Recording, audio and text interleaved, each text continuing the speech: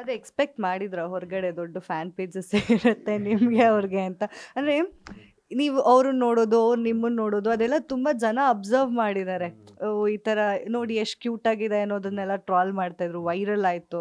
ಏನು ಹೇಳ್ತೀರಾ ಅದ್ರ ಬಗ್ಗೆ? ಅದು ಜನದ ಒಪಿನಿಯನ್. ನಾನು ಅದ್ರ ಬಗ್ಗೆ ಏನು ಬೇಜಾರು ಇಲ್ಲ ಆ್ಯಂಡ್ ಅದ್ರ ಬಗ್ಗೆ ನಾನು ಏನು ಮಾತಾಡೋದಕ್ಕೂ ಹೋಗಲ್ಲ.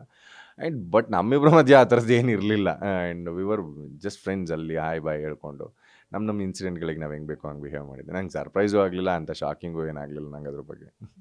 ಹಾಗೆ ಫ್ಯಾಮಿಲಿ ರೌಂಡಲ್ಲಿ ನಿಮ್ಮ ತಾಯಿ ಬಂದಿದ್ರು. ಭವ್ಯ ಅವರಿಗೆ ನೀವು ಅವರು ರಾಧಾಕೃಷ್ಣ ಥರ ಕಾಣಿಸ್ತಿದ್ದೀರಾ ಅಂತ. ಅದು ಆಲ್ಮೋಸ್ಟ್ ಒಂದು ವೀಕ್ ಮೇಲೆ ಕಂಟಿನ್ಯೂ ಆಯಿತು. ಬಿಗ್ ಬಾಸ್ ಮನೆಯಲ್ಲೂ ಈ ಥರ ಹೇಳಿದ್ರು. ಮತ್ತೆ ಹಳೆ ಕಂಟೆಸ್ಟೆಂಟ್ಸ್ ಬಂದಾಗೂ ಭವ್ಯ ಅವ್ರು ಹೇಳಿದ್ರು, ಅನುಷಾ ಅವ್ರು ಕೇಳ್ತಾ ಇದ್ದಾಗ ಎಲ್ಲ ಹೇಳ್ತಾ ಇದ್ರು. ಸೊ ಹೆಂಗಿದೆ ಸರ್ ನಿಮ್ಮ ರಾಧಾಕೃಷ್ಣ ಜೋಡಿ ಈಗ? ರಾಧಾಕೃಷ್ಣ ಅಂತಂದರೆ ಒಳ್ಳೆ ಫ್ರೆಂಡ್ಸ್ ಅಂತ ನಮ್ಮಮ್ಮ ಮೆಂಟ್ ಮಾಡಿದ್ದು. ಸೊ ನಾನು ಅವ್ರ ಜೊತೆಗೆ ಗ್ರೀನ್ ಸಿಗ್ನಲ್ ಕೊಟ್ಟರೆ ನಿಮ್ಮಮ್ಮ? ಯಾವ ವಿಷಯಕ್ಕೂ ನಮ್ಮಮ್ಮ ಹೆಂಗೆ ಗ್ರೀನ್ ಸಿಗ್ನಲ್ ಕೊಡಬೇಕಾಗಿಲ್ಲ ನನಗೆ. ನಂಗೆ ಯಾವಾಗ ಬೇಕೋ ಸಿಗ್ನಲ್ ಹಾಕ್ಕೊಂಡು ನಾನೇ ಹೋಗ್ತಾ ಇರ್ತೀನಿ.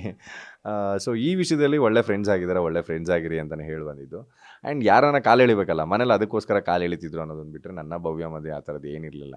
And genuinely we are very good friends. ಆಚೆ ಕಡೆನೂ ಹಾಗೇ ಇದ್ದೀವಿ. ಆ್ಯಂಡ್ ಇದಕ್ಕಿಂತ ಮುಂಚೆನೂ ನಂಗೆ ಗೊತ್ತಿದ್ರು. ಆ್ಯಂಡ್ ಈಗ ಹೋದ್ಮೇಲೆ ಇನ್ನೊಂದು ಸ್ವಲ್ಪ ಕ್ಲೋಸ್ ಆದ್ರೆ ಅಷ್ಟೇ, ಬಿಟ್ಟರೆ ಇನ್ನೇನೋ ಬೇರೆ ಏನೋ ಎಕ್ಸ್ಟ್ರಾ ಫೀಲಿಂಗ್ ಆ ಥರದ್ದೆಲ್ಲ ಏನಿಲ್ಲ. ಹಾಗಾದರೆ ನೀವು ಐ ಲವ್ ಯು ಹೇಳಿಲ್ವಾ ಸರ್ ಭವ್ಯಾಗೆ? ನಾನು ಹೇಳಿದ್ದೆ ಅಂತ ನಾನೇ ಹೇಳಿದ್ನಲ್ಲ, ಹೇಳಿದ್ದೆ ಆ ಥರ ತುಂಬ ಜನಕ್ಕೂ ಹೇಳಿದ್ದೆ. ನಾನು ಚೈತ್ರಕ್ಕಂಗೆ ಹೇಳಿದ್ದೆ, ಅನುಗೂ ಹೇಳಿದ್ದೆ, ಮಾನಸಂಗೂ ಹೇಳಿದ್ದೆ. ಅದೆಲ್ಲೂ ಕೇಳಿಸಿಲ್ಲ, ಅದೆಲ್ಲೂ ಕಾಣಿಸಿಲ್ಲ, ಅದೆಲ್ಲ ಜನರಲಾಗಿ ಹೊಟ್ಟೋಯ್ತು. ಇದೊಂದು ಸ್ವಲ್ಪ ಹೈಲೈಟ್ ಆಯ್ತು ಅಷ್ಟೇ, ಬಿಟ್ಟರೆ ಇನ್ನೇನಿಲ್ಲ.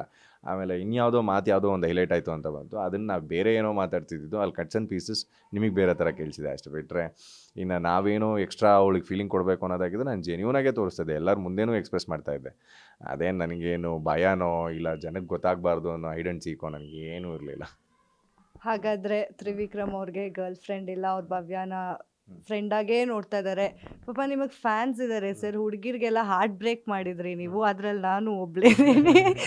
ಅಲ್ಲ, ನೀವು ಈ ಥರ ಬೇರೆಯವ್ರಿಗೆಲ್ಲ ತುಂಬ ಪ್ರಿಫರೆನ್ಸ್ ಕೊಡೋದು ನೋಡಿ ನಮಗೆಲ್ಲ ಎಲ್ಲ ಹರ್ಟ್ ಆಗ್ತಿತ್ತು. ಯಾಕೆ ಈ ಥರ ಮಾಡ್ತಿದ್ದಾರೆ, ಹೊರಗಡೆ ಇದ್ದಾರೆ ತಾನೇ ಅಂತ ಹೇಳಿ ನಿಮ್ಮ ಫ್ಯಾನ್ಸ್ಗೆಲ್ಲ, ಹುಡುಗಿರಿಗೆ ಹೇಳಿ.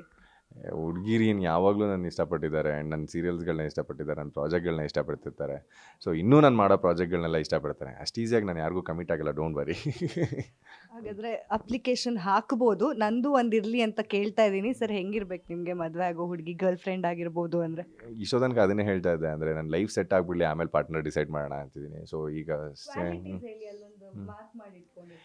30 ಆಯ್ತಮ್ಮ, ಇನ್ನೂ ಏನು ಕ್ವಾಲಿಟೀಸ್ ಹೇಳ್ಕೊಂಡು ಕೂತ್ಕೊಳ್ಳೋದು. ಏನೋ ಚಿಕ್ಕ ವಯಸ್ಸಲ್ಲಿ ಏನೋ 25-24ರಲ್ಲಿ ಮದುವೆ ಆಗ್ತೀನಿ, ನಂಗೆ ಈ ಥರ ಇರಬೇಕು ಹಂಗಿರಬೇಕು ಅಂತಿರ್ತಿತ್ತು. ಈಗ ನಮ್ಮನ್ನು ಅಡ್ಜಸ್ಟ್ ಮಾಡಿಕೊಂಡು ಇಂಡಸ್ಟ್ರಿಗೆ ಸಪೋರ್ಟಿವ್ ಆಗಿರೋ ಅಂತಾರೆ ಯಾರು ಸಿಕ್ಕಿದ್ರು ಓಕೆ, ನಮಗೆ ಸಿಗೋದೇ ಕಷ್ಟ ಇಂಡಸ್ಟ್ರಿಲಿರೋರಿಗೆ. ಸೊ ಫಸ್ಟ್ ಲೈಫ್ ಸೆಟ್ ಆಗೋಣ, ಆಮೇಲೆ ಯೋಚನೆ ಮಾಡೋಣ ಅಂತಿದೆ ಅಷ್ಟೇ. ಗ್ಯಾರಂಟಿ ನ್ಯೂಸ್, ಸುದ್ದಿ ಖಚಿತ, ನ್ಯಾಯ ನಿಶ್ಚಿತ.